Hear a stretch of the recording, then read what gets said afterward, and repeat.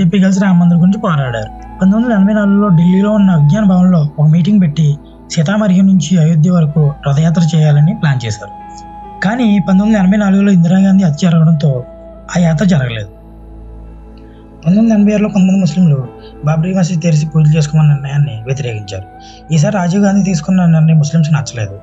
దాంతో ఫిబ్రవరి 6, 1986లో ముస్లింస్ అందరూ కలిసి బాబ్రీ మసీద్ యాక్షన్ కమిటీ స్టార్ట్ చేశారు. ఆ తర్వాత సంవత్సరం లాల్కృష్ణ అద్వానీ సోమనాథ్ నుంచి అయోధ్య వరకు 10 కిలోమీటర్ల రథయాత్రను ప్లాన్ చేశారు. రథయాత్ర టైంలో బీహార్లో లాల్కృష్ణ అద్వానీని అరెస్ట్ చేశారు. డిసెంబర్ 6, 1992 నాటికి దాదాపుగా 2 లక్షల మంది భక్తులు అయోధ్యకు చేరి రథయాత్రను విజయవంతం చేశారు. ఆ రోజు మధ్యాహ్నం మొదటి తలుపుని, 3 గంటల ప్రాంతంలో రెండవ తలుపుని, సాయంత్రానికి 3వ తలుపుని కూల్చేశారు.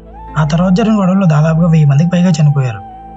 ఆ తర్వాత 7 సంవత్సరాల వరకు కోర్టు ఈ విషయంపై సైలెంట్గా ఉంది. 1990లో బీజేపీ కేంద్రానికి వచ్చిన తర్వాత రామ మందిర్ గురించి ఆలోచించడం మొదలుపెట్టింది. ఆర్కియాలజీ